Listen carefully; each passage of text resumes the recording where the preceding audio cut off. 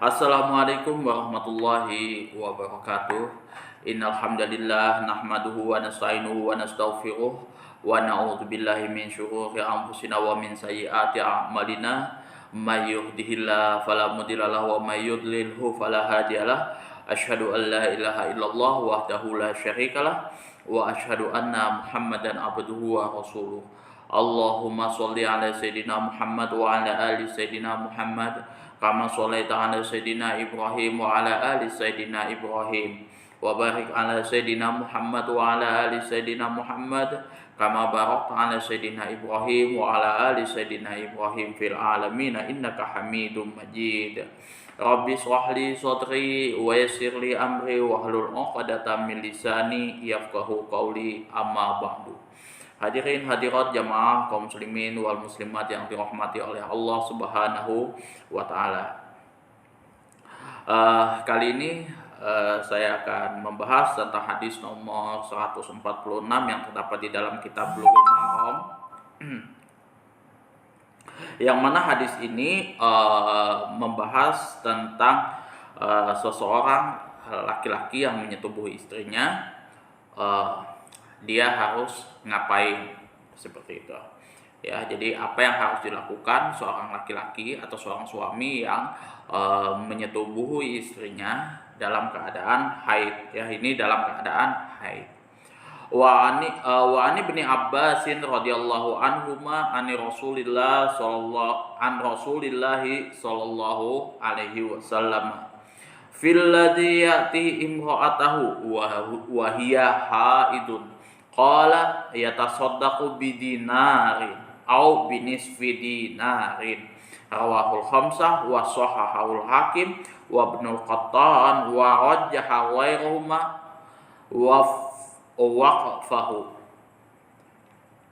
Wa ani bin Abbas radhiyallahu anhuma, dari Abdullah bin Abbas radhiyallahu anhuma, semoga Allah meridhoi atas keduanya, yaitu Abdullah dan Abbas bin Abdul Muthalib. Nah, Abbas bin Abdul Muthalib ini adalah paman dari Rasulullah. Berarti Abdullah bin Abbas di sini adalah posisinya sepupu dari Rasulullah Shallallahu Alaihi Wasallam. An Rasulillah Shallallahu Alaihi Wasallam, daripada Rasulullah Shallallahu Alaihi Wasallam. Jadi Ibnu Abbas di sini mendapatkan hadis langsung dari Rasulullah Shallallahu Alaihi Wasallam fil ladzi ya'ti imra'atahu wa hiya haidun, yaitu tentang seseorang yang menyetubuhi, ya'ti imra'atahu, menyetubuhi istrinya, wa hiya haidun, yang mana istrinya tersebut posisinya dalam keadaan haid. Qala, maka Rasulullah Shallallahu Alaihi Wasallam bersabda, yatasaddaqu bidinarin, hendaklah seseorang tersebut bersedekah dengan 1 dinar, au binisfi dinarin, atau setengah dinar. Rawahul khamsah wa shahahul hakim wa ibnul qattan. Hadis ini diriwayatkan oleh Imam yang 5, wa shahahul hakim, disahihkan oleh Al-Hakim, wa ibnul qattan, dan ibnul qattan, wa rajjaha ghairuhuma waffaqahu. Dan hadis ini dikuatkan atau lebih menguatkan ke mauqufannya,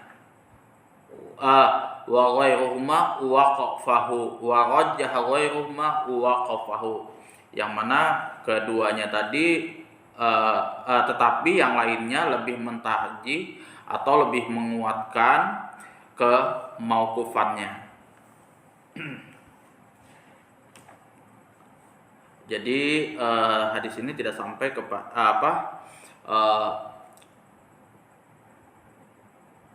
pendapat daripada ini sahabat Ibnu Abbas, daripada Rasulullah Shallallahu Alaihi Wasallam. Tapi di sini sebentar.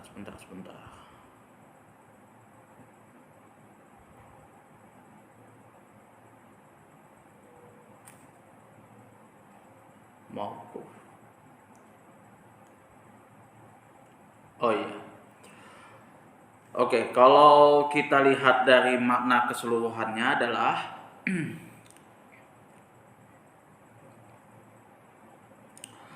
dalam kehidupan ini ya ada kalanya seseorang dikalahkan oleh hawa nafsu. Jadi yang hawa nafsu yang melampaui batas. Katakanlah kalau orang sekarang itu bilang khilaf, ya kan? Yang mana akhirnya hawa nafsu itu mempengaruhi akal sehat dan juga hatinya. Jadi ya kalau misalkan seorang yang suami istri itu ya pada saat istrinya lagi mandi, nah di situ biasanya hati bergejolak. Nah, maka ia melakukan hal yang berbahaya dan tidak menghindar dari dosa. Lalu ia menyetubuhi istrinya di waktu haid. Jadi di waktu haid dia menyetubuhi istrinya. Sebagian imam menganjurkan bahwa orang yang melakukan hal ini diharuskan bersedekah sebanyak 1 dinar jika ia menyetubuhi istrinya pada permulaan masa haidnya. Jadi misalkan istrinya lagi haid di hari pertama, kemudian dia menyetubuhi istrinya, maka dia diharuskan untuk bersedekah sebanyak 1 dinar. Sanksi ini dijatuhkan terhadapnya karena ia masih baru dari jima, sehingga tidak dapat dimaafkan lagi, maka sanksinya pun berat. Nah, lain hal kalau misalkan seseorang tersebut menyetubuhi di akhir haid istrinya, maka sanksinya diperingan dengan 1/2 dinar. Jadi ada beberapa ulama yang mengatakan bahwa kalau misalkan itu di awal-awal masa haid, kayaknya di hari pertama atau di hari kedua lah, seperti itu, hari pertama, nah seperti itu, maka seseorang tersebut wajib membayar 1 dinar. Jadi bersedekah 1 dinar.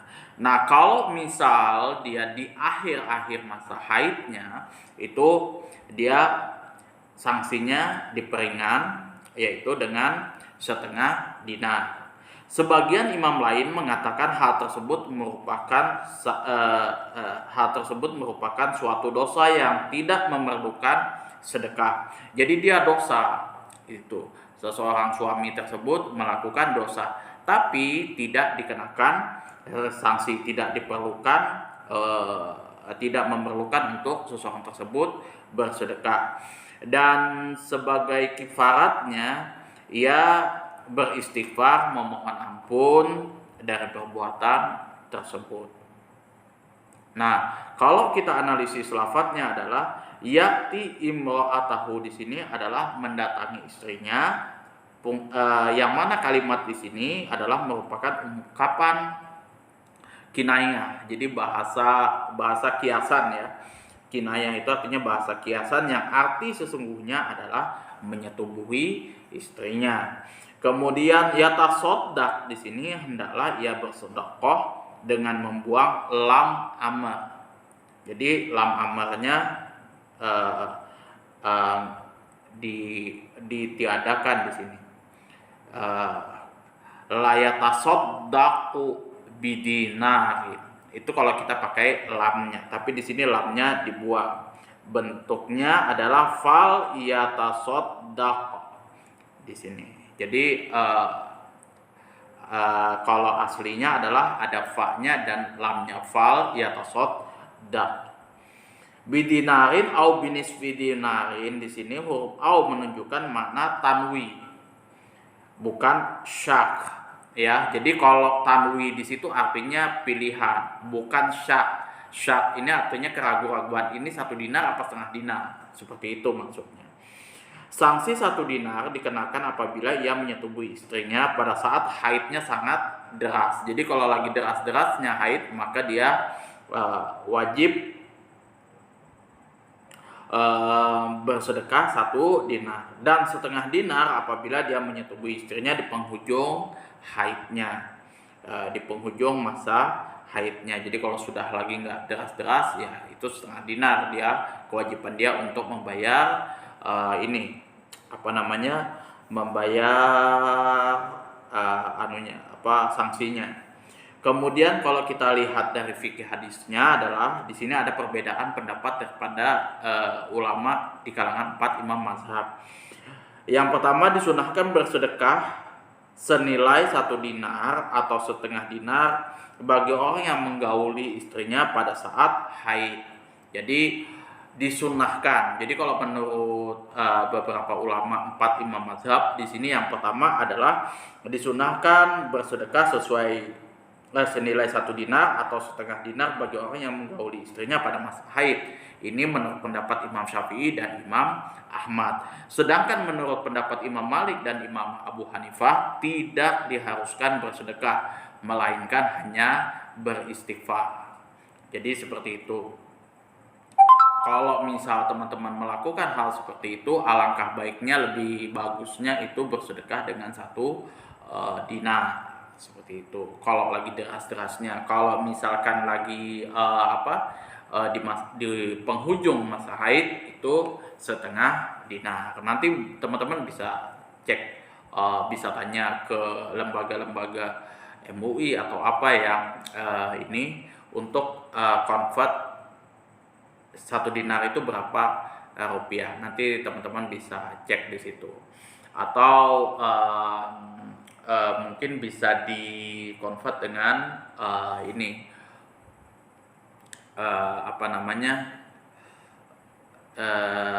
emas mulia seperti itu. Nanti teman-teman bisa cek. Kemungkinan nanti di video selanjutnya saya akan jelaskan berapa 1 dinar itu, setengah dinar, kemudian dirham itu berapa. Karena kalau di zaman Rasulullah itu menggunakan dinar dan dirham, itu mata uangnya. Nah, di sini juga sempat ada beberapa ini keluar daripada pembahasan, ya kan. Kalau misalkan menggunakan uang, apakah relevan kalau misal kayak sekarang kayak gitu kan, apakah uang itu, uang kita ini adalah uang haram karena buatan daripada togut dan lain sebagainya. Kemudian negara kita ini tidak lagi mengamalkan syariat Islam, itu tidak juga seperti itu. Karena jujur aja, kalau di zaman Rasulullah itu memang mata uangnya dinar dan dirham itu ya. Jadi mata uang dinar dan dirham itu berlaku di kawasan tanah Jazirah Arabia. Nah, jadi kayak misal Cina, kemudian di situ ada Persia, Romawi dan lain sebagainya, mereka menggunakan 2 mata uang itu, antara dinar dan dirham. Kalau dinar itu lebih tinggi, kalau dirham itu lebih rendah. Kalau tidak salah, dinar itu dari negara Romawi, kemudian kalau dirham itu dari negara Persia. Dan itu sih tidak ada sangkut pautnya dengan masalah ibadah sebenarnya, dengan masalah agama itu. Jadi itu hanya berkutat kepada bab muamalah, urusan duniawi. Nah, kalau misalkan itu berkutatnya di situ masalah hukum duniawi, itu tidak diwajibkan kita mengikuti zaman tersebut itu. Jadi di zaman Rasulullah itu yang namanya kita menggunakan mata uang dinar dan dirham itu nggak perlu kita ikuti. Bahkan di zaman Ali pun sempat gagal proyek tersebut untuk mengeluarkan mata uang tersendiri khusus untuk kaum muslimin. Itu tidak terjadi proyek itu. Nah, kalau di zaman sekarang ya kebanyakan rata-rata orang menggunakan mata uang masing-masing dengan standar misalkan dolar dan lain sebagainya.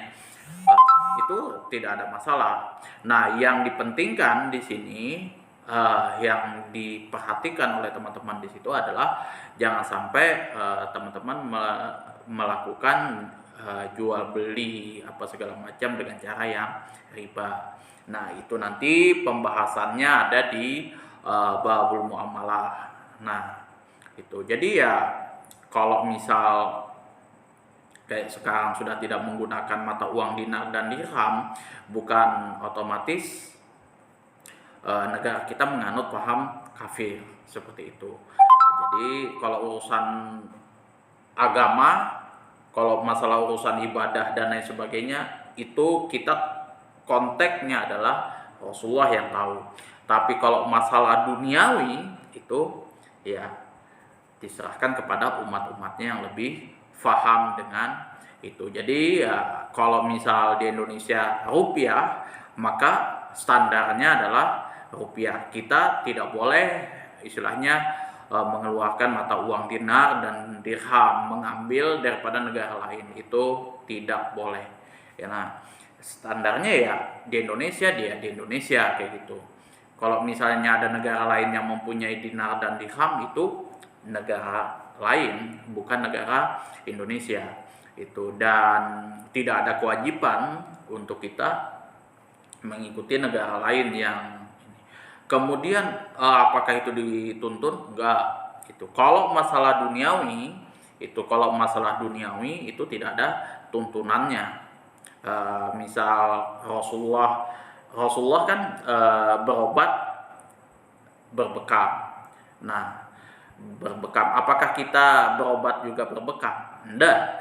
Itu sunnah yang kita lakukan adalah ya berobat sesuai dengan penyakit kita. Jadi ada yang berbekam, ada yang ke Singapura, ada yang lain sebagainya, nggak ada masalah. Ada yang dioperasi, ada yang minum ramuan dan lain sebagainya. Itu sunnah Rasulullah Shallallahu Alaihi Wasallam. Nah, sunnahnya itu bukan dari produknya itu, berbekamnya itu enggak, tapi sunnahnya adalah apabila kita sakit ya kita berobat, pergi ke tabib ya, ke dokter seperti itu sesuai dengan penyakit yang kita alami, sesuai dengan penyakit yang diderita. Nah, sunnahnya ini juga yang kita lakukan pada saat kita pergi ke dokter itu ya otomatis dokter yang profesional pastinya.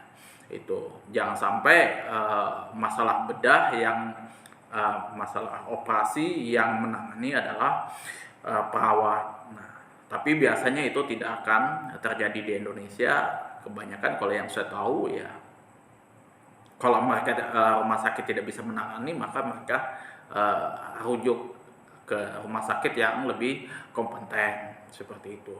Mereka biasa akan telepon dokter, pihak rumah sakit, ini ada pasien yang seperti ini, keadaannya di rumah sakit tersebut siap apa enggak. Kalau misalkan siap, dia kasih rujukan, kita pergi. Itu yang saya alami. Nah, enggak ada masalah di situ, enggak ada istilahnya kita mengikuti kepada metode-metode orang kafir. Contoh lagi masalah ini masalah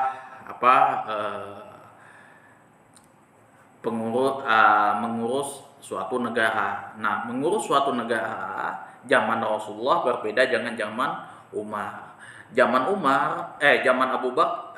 Rasulullah dengan zaman Abu Bakar. Kalau zaman Rasulullah Shallallahu Alaihi Wasallam, orang yang tidak sholat, orang yang murtad, orang yang tidak berzakat tidak diperangi oleh Rasulullah. Tapi sahabat pada waktu itu rata-rata yang hidup semasa di zaman Rasulullah SAW, mereka berzakat. Berbeda di zaman Abu Bakar. Nah, zaman Abu Bakar orang yang tidak sholat, orang yang tidak tidak bayar zakat dan lain sebagainya diperangi oleh Abu Bakar pada waktu itu. Kenapa? Karena pada waktu itu anggapan mereka, orang-orang yang seperti itu yang sudah mulai membangkang, ketika Rasulullah meninggal, wafat, agama Islam sudah selesai. Nah, itu yang diperangi oleh Abu Bakar As-Siddiq. Nah, oleh sebab itu ya mereka dibawa lagi masuk kepada agama Islam. Jangan sampai ada anggapan bahwa ketika Rasulullah sudah wafat, itu mereka seenak-enaknya membangkang seperti itu. Nah, ini pun juga pada saat Abu Bakar memutuskan untuk memerangi mereka, ini juga sempat terjadi perbedaan pendapat antara Umar dan Abu Bakar. Kemudian lanjut ke masa Utsman, itu juga ada perbedaan di situ gaya kepemimpinannya. Eh, Kalau di zaman Abu Bakar tidak ada kodi, kalau di zaman eh, apa di zaman di zaman Rasulullah tidak ada kodinya, Rasulullah sendiri yang jadi hakim. Di zaman Abu Bakar sudah ada kodi tersendiri, lembaga kehakiman tersendiri. Nah, di zaman Umar itu sudah ini di zaman Umar itu perbedaannya harta rampasan. Nah, di zaman Umar itu perbedaannya ada di harta rampasan. Kalau di zaman Rasulullah ya harta rampasan ya mereka bawa dibagikan seperti itu ke para tentara, ke istilahnya seperti itu, ke para pejuangnya. Nah, tapi kalau di zaman Umar tidak ada lagi harta rampasan yang mereka bawa, tapi tentara-tentaranya digaji bulanan. Itu di zaman Umar, itu perbedaan di zaman Umar. Nah, di zaman Utsman itu beda lagi sampai di zaman para dinasti Muawiyah, kemudian dinasti Abbasiyah dan lain sebagainya. Jadi kalau misalkan sekarang ada tuntutan khilafah dan lain sebagainya untuk mengembalikan negara kita seperti halnya di zaman Rasulullah, itu sangat mundur sekali gitu. Jadi mundurnya itu bukan mundur dari sisi bukan dari sisi syariatnya di situ, tapi zamannya sudah tidak berlaku lagi seperti itu. Zaman yang kita hadapi, tantangan yang kita hadapi di zaman Rasulullah itu tidak begitu relevan lagi dengan yang kita hadapi di zaman sekarang. Maka perbedaan zaman, perbedaan tantangan dan lain sebagainya, itulah yang menyebabkan hukum ada beberapa hukum yang berubah. Salah satunya yang ijma ulama itu bahwasanya seorang pemimpin itu mesti harus dari suku Quraisy. Itu ijma ulama dan hadisnya mutawatir. Itu ada di dalam kitab Sahih Muslim. Sahih Muslim Babul Imarah. Nanti teman-teman bisa cek di situ proses pengangkatan suatu khalifah. Jadi Rasulullah mengatakan bahwa di Mekah itu ya, kalau orang Quraisy itu pada waktu mereka jahiliyahnya mereka mengikuti orang Quraisy. Nah, pada masa Islamnya juga mereka menunjuk atau mengikuti kepada orang Quraisy juga. Makanya ketika pada peristiwa masa-masa genting pada waktu itu antara kaum Ansor dengan kaum Muhajirin setelah Rasulullah baru wafat. Nah, kaum Ansor memilih mengambil pemimpinnya juga pada waktu di kalangan mereka. Jadi mereka mencalonkan kalangan Ansor waktu itu. Kaum Muhajirin juga mencalonkan dari kalangan mereka juga pada waktu itu. Nah, yang mengatakan seperti itu yang menyampaikan pendapatnya Abu Bakar waktu itu, bahwasanya seorang pemimpin mesti dari kalangan Ansor. Disampaikanlah hadis Rasulullah pada waktu itu, dan mereka mengetahui hadis tersebut, yang hadis Rasulullah yang disampaikan oleh Abu Bakar. Maka mereka terima. Akhirnya yang terpilih adalah kaum Muhajirin, kaum Quraisy. Itu ijma ulama dan itu berlaku terus sampai sekarang. Nah, kalau sekarang bukan orang Quraisy di Indonesia yang menjadi pimpinan tertinggi, katakanlah presiden, itu orang-orang Jawa di situ. Yang jadi menterinya ya adalah istilahnya kan dari Papua, dari Medan, dari Sumatera dan lain sebagainya. Tapi rata-rata mulai dari Soekarno, Soeharto, kemudian B.J. Habibie itu cuma transisi, Ibu Mega, Gus Dur, eh, Susilo Bambang Yudhoyono, kemudian Pak Jokowi, sudah itu mayoritas orang Jawa semua. Kenapa? Karena Indonesia dan beberapa negara lainnya bukan menganut ijma ulama yang mengharuskan dia suku Quraisy yang menjadi pemimpin, tapi suku yang dominan di negara tersebut. Jadi suku yang dominan. Nah, kalau misalkan di Malaysia suku yang dominan yang punya pengaruh di situ adalah Melayu, maka yang jadi raja kemudian perdana menterinya adalah orang-orang Melayu.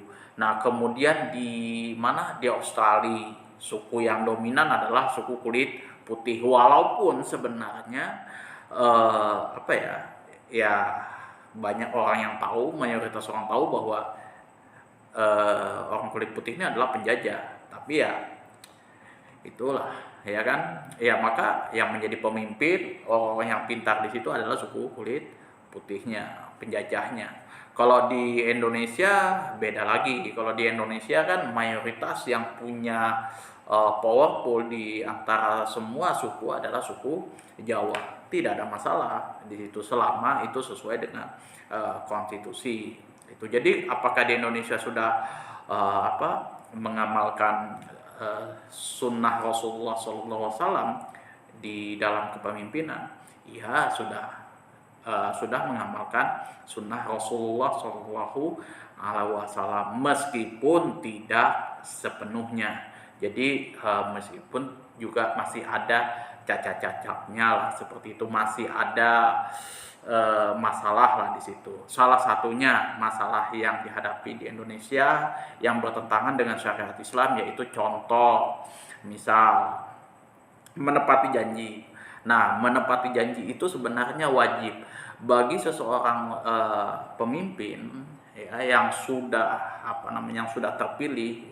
Dia pasti kan janji itu, saya pingin ini, nanti pingin ini, nanti saya mau mengadakan proyek ini, nanti jalan ini gitu kan, nanti bikin sekolah, nanti bikin rumah sakit lagi, nanti dimurahkan atau digratiskan dan lain sebagainya gitu. Nah, ketika dia terpilih, dia tidak menepati janjinya dan dia mati dalam keadaan menipu rakyatnya, maka seseorang tersebut masuk neraka. Itu yang bertentangan dengan syariat agama Islam kalau dari sisi kepemimpinan, dari sisi dari sisi kekhilafahan seperti itu ya, kepresidenan dan lain sebagainya. Nah, yang kedua itu korupsi, golul namanya. Golul itu juga tidak boleh, itu tidak sesuai dengan syariat Islam. Rasulullah sudah memberikan ancang-ancang kepada umatnya, jangan sampai, kata Rasulullah, di hari kiamat katanya ada seorang hambaku yang terseok-seok, katanya membawa kambing, membawa unta, membawa sapi, membawa kambing seperti itu, sampai membawa karung dinar dan dirhamnya kayak gitu, dengan meminta tolong kepadaku, ya Rasulullah, tolong aku. Nah, di hadis itu Rasulullah mengatakan, saya tidak bisa menolong karena saya sudah kasih tahu sedari dulu, katanya, bahwa itu tidak boleh. Saya sudah sampaikan ke kamu gitu, dan saya tidak akan memberi syafaat. Nah, kemudian ada beberapa sahabat Rasulullah yang bertanya, kenapa ya Rasulullah sampai engkau melakukan seperti itu? Karena dia sudah berbuat golul. Golul itu adalah memperkaya diri sendiri dengan cara yang curang. Itu salah satunya kalau misalkan dia dipercaya Baitul Mal, ya kan, mengambil uang zakat. Nah, saat misalkan dia ngambil onta, zakat onta kayak gitu, 1 ekor onta diambilnya 1 untuk kepentingan dia. Nah, nanti dia kesini lagi, 1 lagi diambil kayak gitu, tanpa tidak sesuai dengan prosedurnya, dia ngambil aja, korupsi lah kalau bahasanya sekarang. Nah, itu sudah tidak akan mendapat syafaat dari Rasulullah SAW. Jadi apa yang dia korupsi, yang dia ambil dari rakyat tersebut, itu yang dia pikul nanti di akhirat. Jadi kalau misalkan kita ngambil 1 miliar, katakan itu 1 triliun, ya 1 triliun itu yang kita pikul nanti di hari kiamat, pada saat kita di alam mahsyar. Dan ketika kita minta tolong kepada Rasulullah SAW, meminta syafaat Rasulullah menolak dan Rasulullah memalingkan mukanya. Nah, pada saat kita seperti itu, siapa yang mesti kita harus minta tolong? Ya Rasulullah itu. Itu kalau orang yang korupsi. Ingat, jadi pemimpin nggak enak. Itu ada hukumnya. Kemudian itu yang menepati janji, yang tidak menepati janji itu ada sendiri hukumannya. Sudahlah, itu sudah nggak masuk surga. Kita nggak menepati janji saja, itu sudah nggak akan masuk surga. Allah haramkan surga atas seseorang tersebut. Kemudian yang golul itu Rasulullah tidak akan memberi syafaat, otomatis juga ya ke neraka semua. Kemudian apalagi di babul imarah di Sahih Muslim, di Sahih Muslim nanti teman-teman bisa cek di situ bab kepemimpinan di situ, sanksi-sanksi bagi orang seorang pemimpin. Kemudian Rasulullah mendoakan, nah ini kalau pemimpin itu adil, ya pemimpin itu adil, kemudian dia mempermudah urusan rakyatnya, urusan masyarakatnya, maka Rasulullah mendoakan seorang pemimpin tersebut untuk dimudahkan oleh Allah urusan-urusannya. Bahkan di dalam Sunan Ibnu Majah, di Musnad Imam Ahmad bin Hambal, nah ada seorang hamba Allah ini, yang mana dia tidak punya amal ibadah sama sekali. Ditanya oleh Allah waktu itu, apa amal ibadahmu? Nggak ada ya Allah, cuma satu yang saya punya. Apa? Kata Allah waktu itu, ketika sudah dikeluarkan dari neraka, dia sudah dicuci di neraka, dikeluarkan. Apa amal ibadahmu yang ya istilahnya untuk kamu bisa masuk surga lah? Cuma satu ya Allah, saya mempermudah urusan orang dalam jual beli. Maka Allah masukkan dia ke surga karena dia memudahkan urusan umatnya Allah Subhanahu wa taala. Nah, seperti itu juga kita sebagai pemimpin. Ada orang sakit, kita permudah dia, kita bikin surat izinnya apa segala macam. Ini itu. Ya, kalau misal kayak di kampungku itu nggak perlu langsung minta tanda tangan ke camat. Itu kalau misal untuk surat izin berobat kayak gitu, itu tanda tangan sudah ada gitu. Jadi kita tinggal datang ke sekretarisnya, ke sekretaris desa, ya sudah tanda tangan, oke, sudah ACC, ada bukti dari rumah sakit, kita langsung pergi ke rumah sakit. Nah, itu salah satu contohnya. Dan kalau misalkan ada seorang pemimpin seperti itu, maka Rasulullah mendoakan supaya dipermudah urusannya. Nah, apabila ada seorang pemimpin yang memperumit urusan umatnya, itu umat Rasulullah SAW, maka Rasulullah juga mendoakan semoga Allah memperumit urusannya. Nah, itu yang doa dari Rasulullah untuk pemimpin yang adil dan zalim itu. Makanya ya kalau misal teman-teman di masa politik seperti ini, itu yang dibahas itu bukan cuma masalah ini ya, babul imarah itu yang dibaca, itu hukumnya meminta jabatan itu juga tidak boleh, kemudian sesuai nggak dengan kapasitasnya dan lain sebagainya. Korupsi itu juga tidak boleh. Nah, beda kalau misal gratifikasi. Kalau gratifikasi di zaman Rasulullah itu tidak ada masalah, tapi kalau di Indonesia itu nggak boleh, dan itu juga nggak bertentangan juga dengan syariat Islam. Kalau di zaman Umar itu sudah nggak berlaku itu. Jadi di zaman Rasulullah gini. Kalau di zaman Rasulullah itu ini ada seorang Baitul Mal, seorang Baitul Mal, dia ngambil menarik harta nih. Orang yang kaya dia sudah hitung apa segala macam, berapa ekor unta yang mesti harus dibayar oleh si fulan ini tadi. Misal katakanlah 10 ekor unta, katakan seperti itu. Nah, ini 1 ekor unta nih, aku kasih buat kamu nih, supaya enak lah. Karena kan di zaman dulu kan ya betul-betul misal 10, 20 ya itu yang dibawa berhari-hari eh, ke tempatnya gitu, ke Baitul Malnya, jadi diserahkan kepada Rasulullah SAW. Jadi ya ongkos jerih payah ya seperti itulah, kasih 1 kayak gitu. Nah, pada saat itu sahabat Rasulullah nyampaikan sama Rasulullah, wahai Rasulullah, ini zakatnya si fulan kayak gitu. Nah, saya dikasih 1. Kata Rasulullah, ya itu sudah hakmu, jangan sampai kamu ngambil di luar hakmu. Itu dikasih. Itu kalau di zaman Rasulullah. Tapi kalau di zaman Umar berbeda sudah. Kalau misalkan ada seorang gubernur, seorang Baitul Mal apa segala macam, dia dikasih walaupun itu dengan sukarela, walaupun itu dengan dia punya kekayaan dengan cara yang halal, tetap seorang pejabat lebihan hartanya itu kalau misalkan dia lapor harta kekayaannya lebih, langsung diambil. Korbannya siapa? Abu Hurairah. Itu di zaman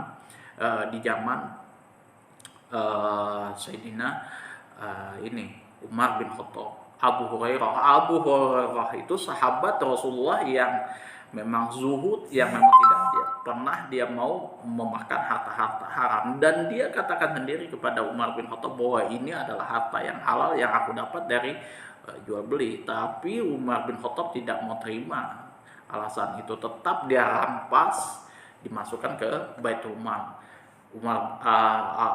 Abu Hurairah hanya berdoa, ya Allah, maafkanlah aku dan Amirul Mukmininku. Itu saja. Itu di zaman Umar bin Khattab. Jadi kalau teman-teman istilahnya mengambil pelajaran dari Sirah Nabawiyah, dari itu akan tahulah hukum-hukum seperti apa mereka memimpin. Jadi bukan berarti memimpin itu hanya sebatas agamanya saja, kemudian sebatas ini saja, ya simbol-simbol aja kayak gitu kan, karena mungkin dia habib atau kemungkinan karena dia kiai atau apa kayak gitu kan, dia bisa layak patut untuk dijadikan pemimpin. Nggak seperti itu juga, tapi yang memang betul-betul dia kuat, punya pengaruh, punya kekuatan yang kuat di dalam menjalankan kepemimpinannya seperti itu. Jangan sampai dia memang dia jujur, memang dia amanah, tapi dia tidak punya power yang kuat.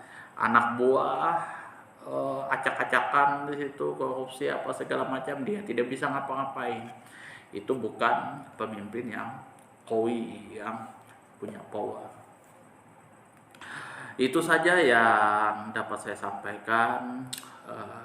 Kurang dan lebihnya saya mohon maaf yang sebesar-besarnya apabila ada salah dan kata saya yang mungkin tidak berkenan di hati teman-teman semua. Kalau misalkan ada terjadi perbedaan pendapat yang mesti kita diskusikan, silahkan bisa diatur di kolom komentar, bisa diajukan pembahasan-pembahasan apa yang teman-teman mau bahas. Kita bisa nanti live StreamYard kayak gitu. Nanti teman-teman bisa ajukan argumen apapun di situ sesuai dengan disiplin ilmunya. Kalau misalkan kita berbicara masalah agama, oke, kita berbicara masalah agama Islam sesuai dengan disiplin ilmu kita. Akhirul kalam, wabillahi taufiq wal hidayah. Assalamualaikum warahmatullahi wabarakatuh.